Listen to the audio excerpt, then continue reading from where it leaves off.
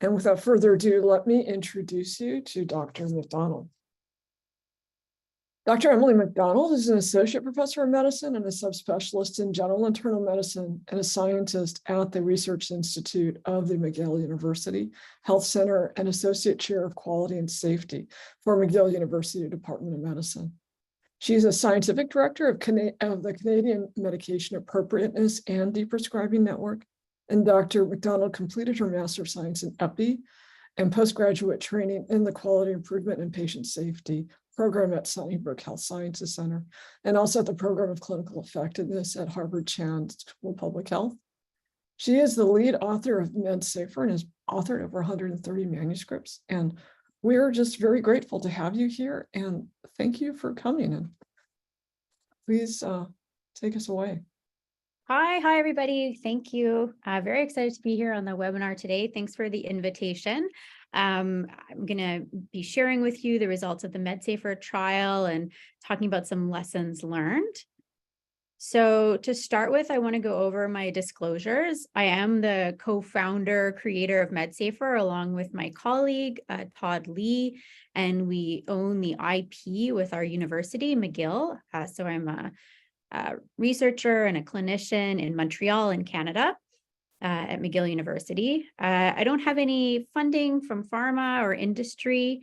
I am funded through public grants from the Canadian Institute for Health Research, the Canadian Frailty Network, and the Centre for Aging and Brain Health Innovation. And as was mentioned, I'm the scientific director of the Canadian Medication Appropriateness and Deprescribing Network. So your connoisseur north of the border.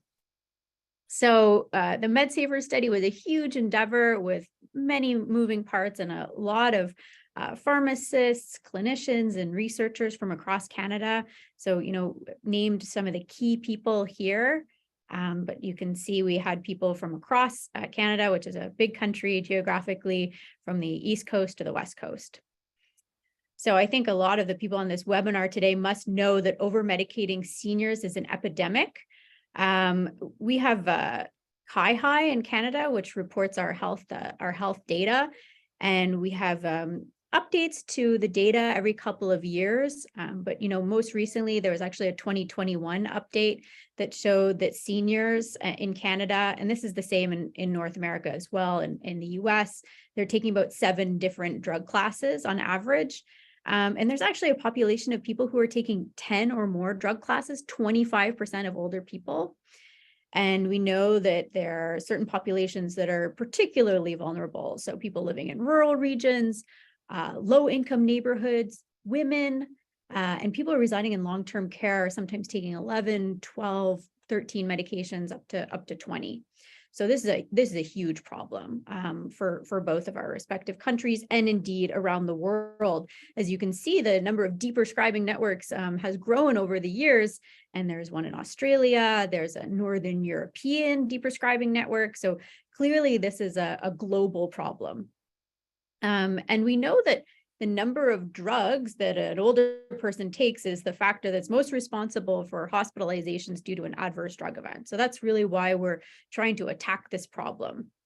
I do want to take a moment, though, to distinguish between 2 concepts here, which is polypharmacy and what I'll call, and what others have called, including the Lown Institute, if you're familiar with them, medication overload. So polypharmacy is 5 or more medications, and it's a cutoff and a number that we often use in research. Let's just say it's a flag that there could be something going on with the medications where you need to take a closer look. But of course, we all know patients who are taking 5 medications that are indicated and beneficial. That's not really what we're out to address here with deprescribing and medication appropriateness interventions. We really want to find that population of patients that have medication overload. And it's just a lot more prevalent if you're taking 5 or more medications. Medication overload is really where you have meds where we know that the harms are more than the benefits for most people taking these medications or combinations of medications. There's a group of medications where you really require some clinical judgment. So kind of an intermediate risk, you need to know something about the person to judge the risk and benefit. And then there's a whole group of medications that just really don't work. They add to pill burden. Maybe they cause, some uncomfortable side effects, but there could be trials showing that they're ineffective. And these medications are commonly prescribed. So this is really what we're trying to address with interventions such as deprescribing. So we talked about the connection with adverse drug events and how common it is. But, it's not maybe surprising to you to know that the increase over the last 20 years has just been massive, right? Every day, new medications are coming to market, and we're very good at giving medications to treat symptoms, to prevent disease, and then to treat symptoms caused by drugs. So there's a big, big increase in polypharmacy. And in fact, the Lown Institute estimated that in 2018, millions of older adults went in for medical attention because of adverse drug events. Hundreds of thousands of hospitalizations are described from adverse drug events each year. And in the United States alone, $62 billion is projected to be spent on unnecessary hospitalizations over the next 10 years. And the Lown Institute also projected that because of adverse drug events, there would be premature deaths among older adults. So 150,000 premature deaths from preventable adverse drug events is what they projected over the next 10 years. And we know that it's simple math, right?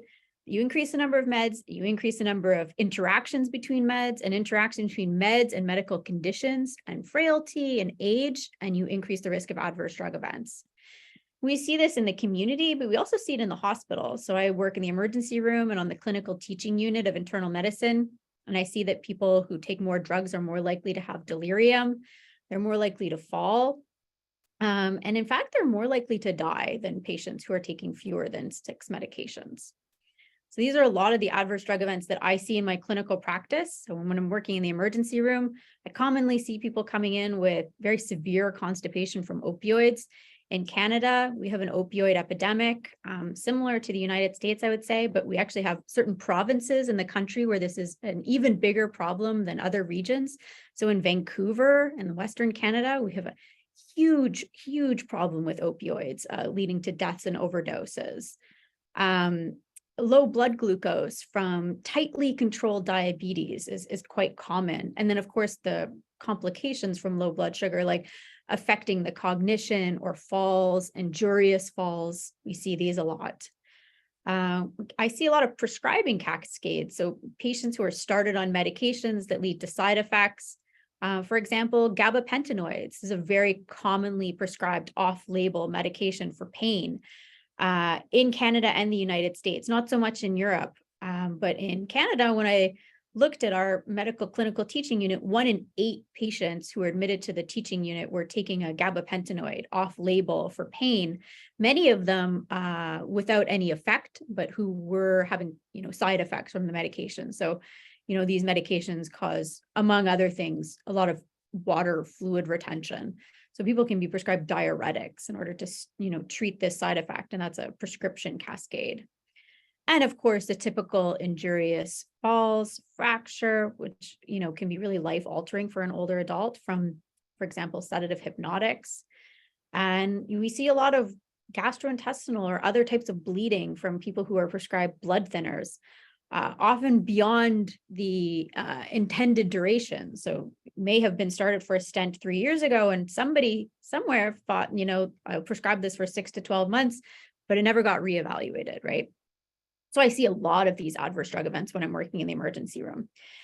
And what I'll pitch to you is that because these are very well described and they're frequent, and because they're predictable, they're preventable. So we could identify them before they happen, and we could intervene and hope to prevent them. So that was, really something that I wanted to do in my research career. Because, I think what it's important for us to recognize is that these adverse drug events are really life-altering for older people when they're admitted to the hospital. And I often say to residents and trainees, when someone who's 85 comes in with a gastrointestinal bleed, I can consult gastroenterology and they can go in and they can inject the ulcer or they can stop the bleeding. But already that person has spent, maybe in my hospital system, 1, 2, I sometimes have people staying 3 or 4 days in the emergency room. Sometimes you can't get a scope over the weekend, so they're there waiting until Monday or Tuesday. Then, they've been in a stretcher for a couple of days and they've lost their mobility. Maybe they become delirious. And so even though you may be able to undo the adverse drug event, transfuse blood, inject the ulcer, I can't undo all of the consequences that occur from a hospitalization. And, many older people, when they're admitted to the hospital, they may not return to living in the community. Maybe they will have to return to living with more support or to long-term care. And then, the adverse drug events and potentially inappropriate medications that we're talking about that lead to adverse drug events are extremely costly. So this is work that is, more than 10 years old now. But I think I saw Jeff Huon on the webinar, and he's actually redoing this study. So we're taking a look at what the cost of these medications are in Canada. And we'll be able to make projections to the United States. But, even 10 years ago, we were spending hundreds of millions of dollars on direct drug costs, billions of dollars on indirect drug costs. And if we think about inflation and the addition of new medications to, for example, the American Geriatric Society, of course, this number is going to be even higher. I think it's just a question of how much higher is it. So I feel like hopefully we're pretty bought into this concept that deprescribing is a potential solution. It's not the only solution to medication overload. Certainly we want to prevent prescriptions, we want to optimize prescriptions, but there are a certain number of medications that, pure and simply just need to be slowly tapered off or stopped because they're not working anymore, or they're causing more harm than benefit. So that's part of deprescribing. So this is a great picture from the Lown Institute, and I would welcome you to go and check out their paper on medication overload that they published a couple of years ago now. This is a patient before and after deprescribing, and it really it tells the whole story, right? A picture's worth 1,000 words. That person was taking all of those medications, and some of the older adults that I treat will say, once I finish taking my pills in the morning, I don't have any appetite for my breakfast because I really just sat down and had like a whole handful of pills, and I'm not even really hungry anymore, right? So enter the concept of a prescription checkup. I think that this is, more friendly language potentially that we could be using with members of the public, but it essentially is deprescribing. We really want to take this old concept of medication reconciliation, which is standard in hospitals now. In Canada, if you're admitted to the hospital, you must have, according to accreditation of the hospital, you must have a medication reconciliation. But what that really means is, preventing omissions and duplications and adjusting for renal failure. But there really isn't a lot of rationalization that goes into that process, even though I would argue that it's an opportune time. If you're looking at the medications and you're checking to see what someone's taking them for, it would be a really, really opportune time to kind of try and rationalize whether some of these medications might not be needed anymore. So I think it's important to think about, real people who this affects. So I use the story of my grandma, Nora McDonald. She was 97 and she was living autonomously in an area called Asuyas, close to the US border. And it's a kind of microclimate where they make wine. And don't worry, wine was not involved in this fall, but she was on her land looking after the garden, and she fell and she had a subdural hematoma. So she bled into her brain at 97 and she developed pneumonia in the hospital. And, similar to what I was saying before, she was never able to return back to her home, and she had to go to live in a long-term care home. She couldn't look after herself. She was cognitively impaired. This is a photo of her on the day that she was admitted to the long-term care home. So pretty unhappy, and barely recognized the family. And my uncle sent me these emails, and he said, she's struggling. She's like, she can't comb her hair. This was somebody who like 6 weeks ago was gardening, right? He's like, she can't do her jigsaw puzzles. She used to email. She's not going on the computer anymore. She's not interested in things, right? She's lost interest. She doesn't want to knit. Her dexterity is all gone. And, we kind of chatted about it. I said, well, she's 97 and she bled into her brain. So, these could certainly be, permanent because of the medical condition that she had, the fall and the bleeding. But we chatted, we didn't want miracles, but, we thought, well, maybe we could maximize, her bit of independence, cognition. Is there a chance that some of this will come back? We wanted to continue to spend some quality time with her, interacting where she was happy. And so enters the medication list. Okay. So before she went into the hospital, she was on this one, clonazepam. Okay. So number one, I feel bad because I always think to myself, maybe if I'd gotten kind of involved earlier, I would have known she'd been given a sleeping pill when she was 97. And maybe if I'd stopped it, she wouldn't have fallen. But look at what she was on when she left the hospital. So she was started on blood pressure medication after a fall, kind of debatable, I guess, continued on the sleeping pill in spite of the fall, and then added in hospital long-acting opioid medication for restless legs, but that was being prescribed in the morning, the afternoon, and at night. And then this medication trazodone, which is kind of like an antidepressant at higher doses. At this dose, her age, certainly going to be, as a side effect, causing sedation. So I'm pretty certain that if I took these medications, I wouldn't be safe to drive. I wouldn't be safe to come to work. But they were prescribed to a 97-year-old after a fall, right? So we really wondered whether some of these medications might be contributing to her functional impairment, but we were cognizant of the fact that it could also be because she had a bleed in the brain. So why are there so many barriers to deprescribing? Many people have studied the barriers and enablers of deprescribing. I'm just going to show you a couple of them just to give you a kind of a flavor for what we deal with here. But there are hundreds of rules from different professional societies. And so really deprescribing does require specialized medical expertise, and it's not emphasized in the medical curriculum. And I'm going to take a moment here to plug a paper that was just published, which was a huge amount of work published by Barb Farrell. And it is actually a curriculum framing paper so that we can start to get deprescribing into the medical curriculum. So if you're a medical educator and you're interested in how to teach deprescribing and get it into the medical curriculum, take a look at Barb Farrell's paper that was just published. So, the fact is, because it requires specialized knowledge, these are resources that are not universally available.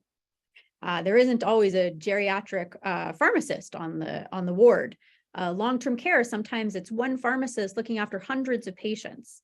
And when you've got hundreds of patients and hundreds of rules and 10 medical conditions and 10 medications, I think you can start to see that all the cross-referencing is time-consuming. And then this doesn't even start to address the fact that there are patient-level barriers, prescriber-level barriers, system-level barriers, right? Just to name one. As a physician, I might be afraid of stopping a medication when I wasn't the one who started it, if I'm not necessarily the one following the person up. So we decided that for my grandmother, what we were going to do is we would actually try and deprescribe some of these medications. And we had a physician at the long-term care home who was amenable to it. And so we kind of worked with them together, and we came off these medications slowly. We said we'd accept a higher blood pressure. We didn't really want orthostatic hypotension. And so lo and behold, we were able to get her off most of those medications over 3 to 6 months. She was taking Tylenol at the end for pain, tiotropium for her COPD, and melatonin for sleep. And her cognitive skills improved. So my uncle taught her to play the game Rummy. And he said now she beats me 2 out of every 3 games. So kind of a really interesting story, because easily we could have said that this was from the fall and the bleeding in the brain and her age, right? So a lot of those symptoms that older people have, we attribute them to age. We don't always think, could this be improved upon? Let's try. Because what do you have to lose, So here she is, her 98th birthday, and there she is playing Rummy. And you can see there's a big difference, right? Smiling, more connected with the camera. Yeah, so that's just to kind of inspire you that you can see some pretty incredible outcomes, and it's a really rewarding field of medicine to work in, deprescribing. So because of my personal experiences and my professional experiences, I was really interested in ways to scale up deprescribing and address some of those, time barriers and the barriers that come with cross-referencing. So, I co-built MedSafer as a part of my, kind of early career research platform. And the idea was to identify deprescribing opportunities based on existing lists of, kind of static PDF documents that tell you how to prescribe more safely, but to be able to cross-reference them and to integrate this tool so you could have it at the point of care. Because I've worked on the clinical teaching unit, you don't have a lot of time to do a med review. And so I thought if you could do that part for somebody, then you might nudge them into acting. So that was the idea behind building MedSafer. So it's an electronic decision support that we went on to test, and I'm going to show you those studies today. So they have different criteria for safer prescribing, and you can open up your electronic health record, and the health record, ideally contains medications that are coded and conditions that are coded. So a lot of medical conditions are free text, but when you have a system where they're coded as something like ICD-10, it opens up a lot of opportunities for deprescribing decision support.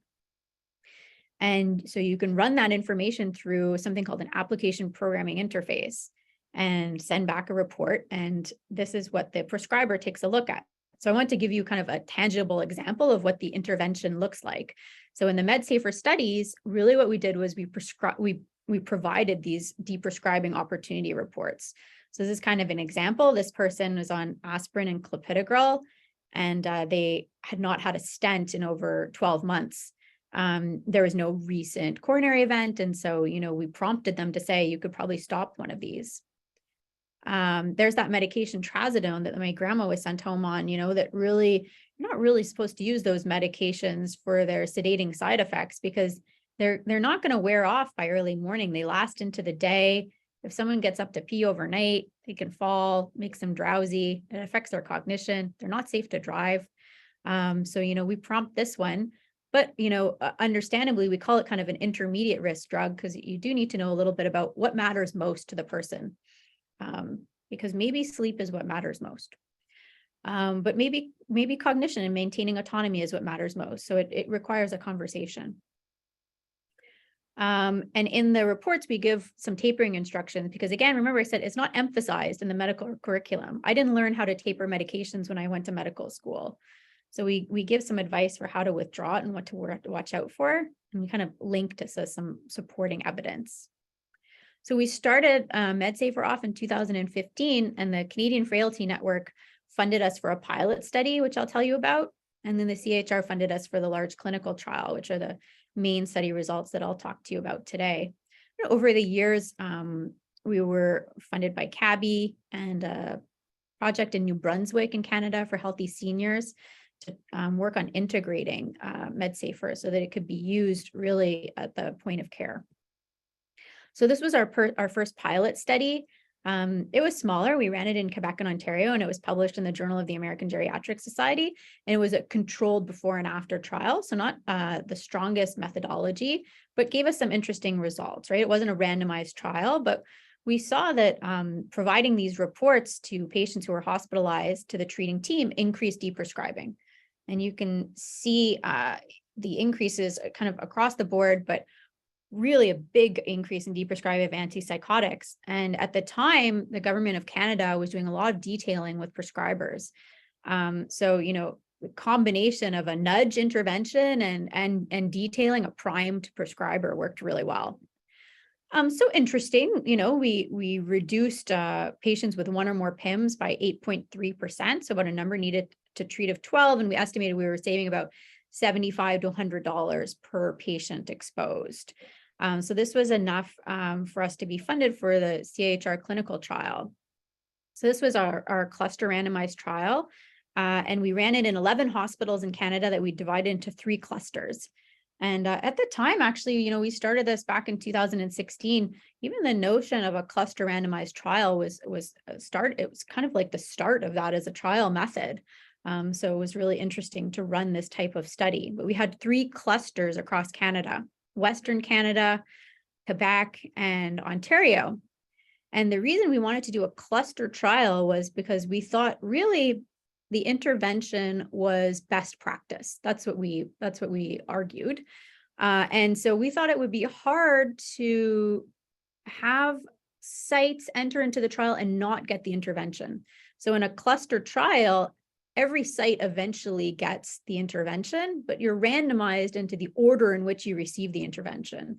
So some clusters will receive more time in baseline, but everybody eventually gets the intervention. So that can help with bringing sites on because it may increase their interest in participating. We also felt that we couldn't randomize at the level of the patient or the prescriber, because prescribers would look after multiple patients, but in a way, it's also an educational intervention, right? So we thought that there would be too much contamination to randomize at the level of the individual patient. So that was another reason why we did a cluster trial. Right, it was an innovative approach, but I'm afraid we can't consider it. It's never been done before. So we did have a lot of barriers to get over to implement the trial. And, one of those was simply that every hospital, every province in Canada has a different institutional research board, and each one takes a different approach. So for example, in many of the provinces, and I think if you're a researcher in this field, you might find this interesting, we asked for waived consent to provide the intervention because we said that a medication rationalization is best practice, that these are evidence-based recommendations.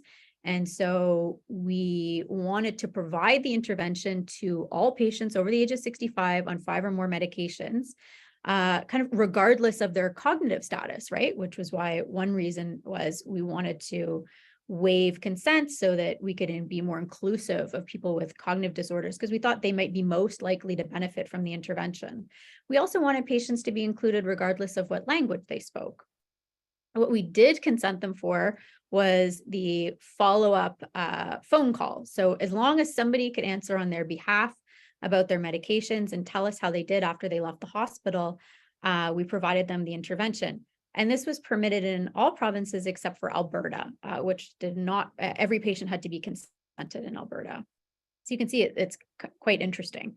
And again, at the time, a big cluster randomized trial like this, there weren't that many of them. But I think it is a very cool method for deprescribing research. But now, I'll kind of get to some of the lessons. If I knew now, if I knew then what I know now. So it's a difference of, 6-7 years that have gone by. So we powered this trial for reduction in 30-day post-hospital discharge adverse drug events. And at the time, the best data that we had for adverse drug events was from Alan Forster. He works in Ottawa. And he had published in 2004 and 2005 that in Canadian institutions, when you left the hospital at that time, 20 years ago now, that adverse drug events were happening at a rate of 16%. And we thought that we could probably reduce that to 12%. So I'll give you some kind of updated information on what the rate of adverse drug events is now post-hospital discharge. But interestingly, it's not nearly as high. So what that means is that can affect your power if your outcome isn't as common as you thought it would be. So we ran the study and we completed enrollment in January 2020, and we adjudicated all these patients for adverse drug events throughout the year in 2021, looking to see, how did they do after they left the hospital. We published a trial in JAMA Internal Medicine in January 2022. And so you can get an idea of what the patient population looked like. So first of all, look how common this problem is, right? 12,000 patients were screened. We included over 6,000 in the trial, and our outcome was adverse drug event post-hospital discharge. So to be eligible for the primary outcome, you had to survive to discharge. That's actually quite a pretty sick population of patients. So some of them did die in the hospital. And then some of them, we were not able to interview them after they left. but we did have 5,698 patients in the trial. So that's the biggest deprescribing trial that's ever been done. And here's what they looked like. So patient median age, 78, about half of them were women. We had some Francophone speaking patients because in Quebec, our first language that we speak is French. We had some people admitted from long-term care homes, only about 5% of people. So a lot of these patients were community dwelling adults with multiple medical problems who had been admitted to a medical clinical teaching unit. And look at that, right? Just like we've been talking about, median number of home medications was 10. And once you're up at about 10 medications, we found that almost, more than 90 to 95% of them had at least 2 medications that were potentially inappropriate. And some of them, as many as 4. But if you're thinking about, the reports that the prescribers were receiving, not overwhelming, right? Kind of manageable if you got a report with 2 medications that you had to evaluate as opposed to having to go through 10 medications. You kind of like cut down on the work required. And so here's the impact on deprescribing. So you can look at the column all the way on the right here. These were all the different classes. And it's important to know that the study was powered for an overall reduction in adverse drug events, but not for individual drug classes, deprescribing wise, but still you can see very effective. In fact, codeine and tramadol, these worked very well. We had specific messaging about codeine and tramadol and about how these medications, for one, tramadol, there's risk of serotonin syndrome. Not a lot of prescribers know that. They're metabolized differently depending on your ethnicity. So some people are at much higher risk of overdose.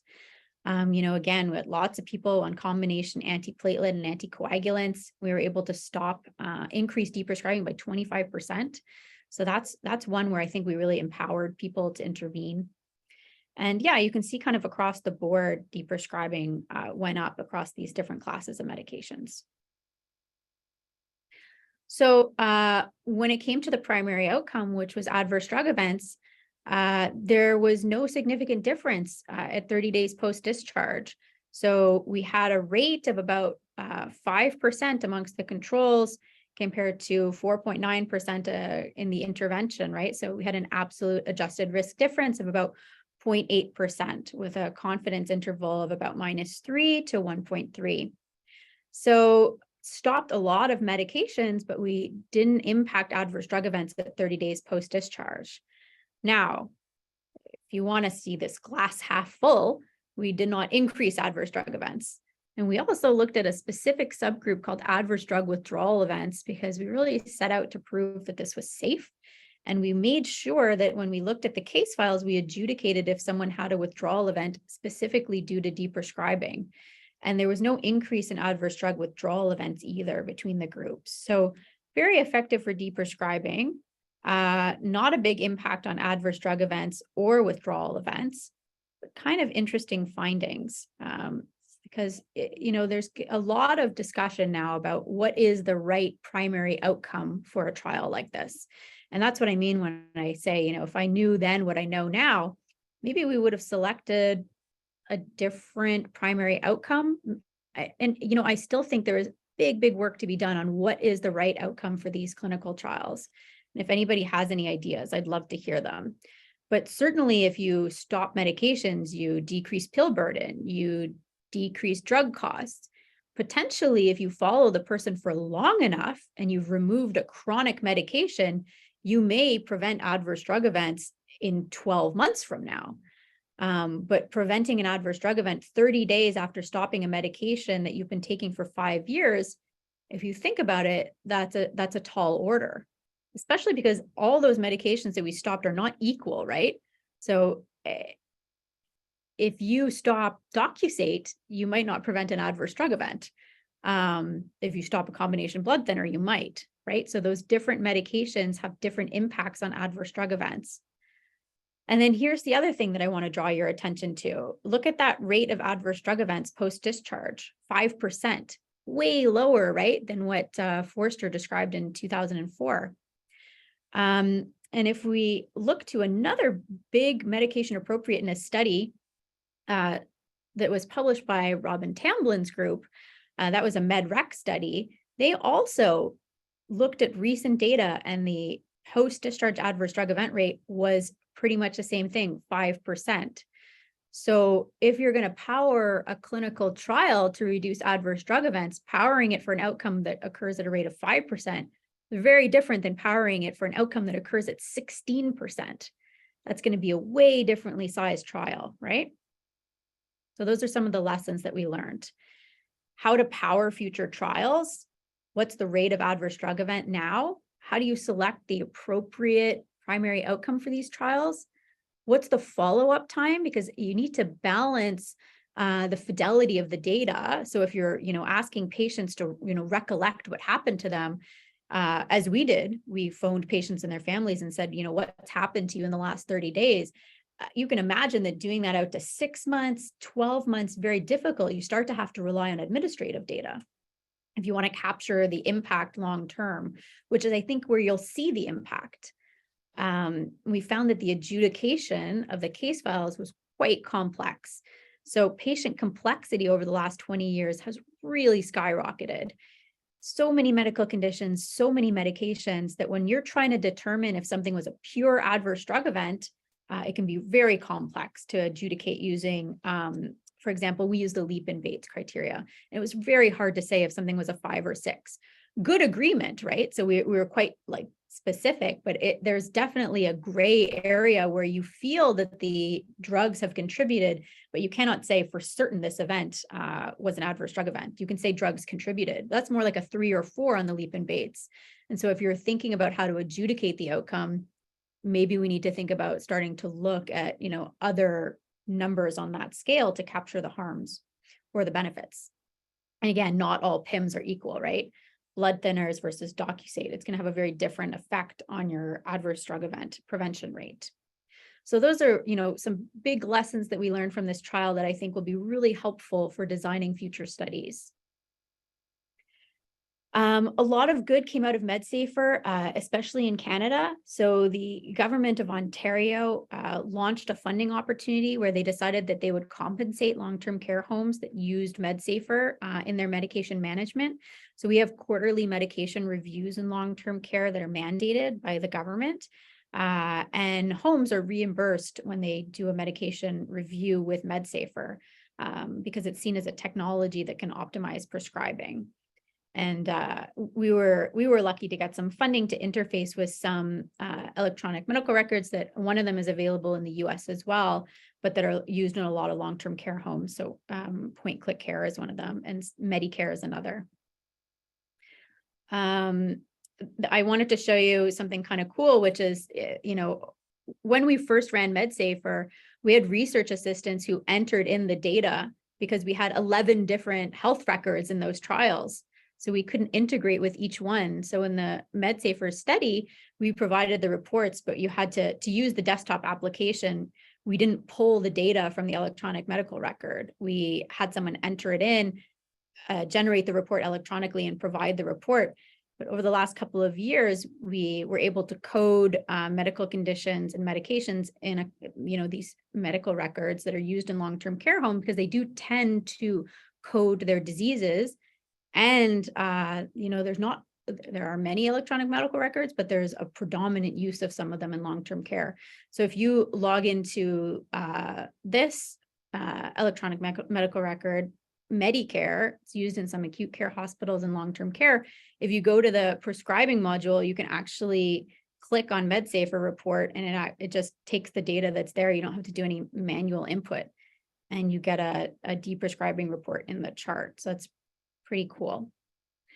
So that's what I wanted to discuss with you today. And I would be happy to take any questions or comments, or if you have any ideas about trials, feel free to speak up or email me. Thank you. Thanks, Dr. McDonald. What a sort of immense effort, right? That a big clinical trial like that, and you conveyed that really well. And perhaps the biggest deprescribing trial to date. I did want to open it up for questions, and you can either, you can use the Q&A button at the bottom of this screen, or I do see something in chat, which is a comment. And I guess maybe I'll just start with that, which is one of the barriers to coming off of psychoactive medication like clonazepam is the lack of lower dosages to avoid withdrawal symptoms. I don't know if you want to react to that comment. Yeah, definitely do. So you're absolutely right. And I would say the same also for patients that I've worked with to deprescribe SSRIs, even young patients. It's incredibly difficult. I have a young patient who goes and has the SSRI compounded in liquid form to get down to a citalopram dose of 4 milligrams. And she's been coming off of it for the last couple of years. And so, you really do have to get creative. The deprescribing.org guidelines, if you're not familiar with them, they do show you some of the different pills and formats and doses that are available. So sometimes you do have to switch from one medication to another in order to then have it in a format that can be deprescribed. You could think of something like the Exelon patch could be much more difficult to deprescribe a patch than the pill, or medications that are in long-acting format. Sometimes it can be very challenging because if they don't come in smaller doses, you can't cut a patch, you can't cut a long-acting pill. And so I agree. I think more work needs to be done on, shifting someone from within a class to another medication that is amenable to deprescribing. And I think that that's a really interesting field of research and kind of implementation science that's wide open. Very cool comment. Great.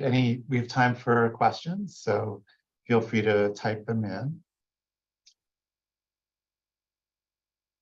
One comment, I guess, or a question maybe, that, I was trying to answer your conundrum, why do we see adverse drug, we catalog all the adverse drug events, that we see and that your grandmother exhibited, and yet when we do medication safety interventions, it's hard to quantify reduction in those adverse drug events.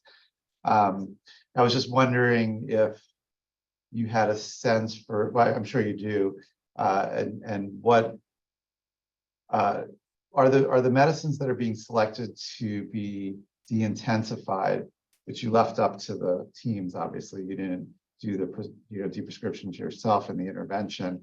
Is it possible that they were sort of the lower intensity medicines anyway, so that they were less likely to be causing harm, perhaps? I don't know. I don't know if you looked at that. Yeah. So, we definitely deprescribed across the board, but let's just say that half of those medications probably were never going to have an impact on adverse drug events. We've got people down to 3 times a week iron. I love this intervention. I think it's great. It's cost effective. You have less side effects. It's potentially better absorption. It's one of my favorite things to do with iron. But were we ever going to show that after you taking that for a year, that in the 30 days after I did that you didn't develop constipation? How were we to capture the benefit of that? Because you'd been potentially taking it for a year, and then I looked after improving it to see if I prevented something in the 30 days following. So there's some kind of bias there. That it's very hard to, you might have to follow that person over 12 months and say, how many episodes of constipation or GI upset did you have after, and compare it to someone else who kept on the same daily dose. That's a really hard benefit to capture, but I'm sure it's happening. Yeah, I'm sure it's benefiting people. Yeah. We do have a question from Ed Stein, which is, would you describe the reactions you have received in sharing your results or promoting deprescribing? Would you please just describe those reactions, the one that you've gotten from physician groups and prescribers? Yeah, so all kinds of reactions, from strangers and colleagues. There are definitely I think I present to a group of people who are quite bought into the concept. So I get a biased feedback on the intervention. But I've definitely presented to colleagues who have said, I don't really believe in this, and this is not my place. I'm not going to deprescribe someone's opioid when they're admitted to the hospital. I'm never going to see them again. We sought feedback after the study from prescribers, which was quite positive. Again, you're going to get some responder bias, right? So the people who are going to fill out the survey may be more bought into the intervention. I think the intervention speaks for itself. What's funny is I did have a colleague who was not interested in deprescribing, but I said, well, look at your numbers. You still followed the intervention more than you did before. So there are some people who are against it, but still a nudge can be effective. But there are I get a lot of feedback from on the ground clinicians and prescribers who say, my reality is that this is very hard. It's very challenging to deprescribe. And often there are very good examples of, why it can't be done, why there's not enough time, why it's not compensated, the fear, the risk. So I think I understand that on the ground, it can be really challenging to deprescribe. It's such a massive problem that even I think that even just chipping away at it by if you deprescribe 1 in every 10 patients, or 1 out of 5, maybe you're not going to deprescribe for everybody. But right now the problem is just growing and growing and growing, that even just kind of trying to restrain it a little bit, I think is important. But yeah, there's all different reactions to it, and some people are really bought into it.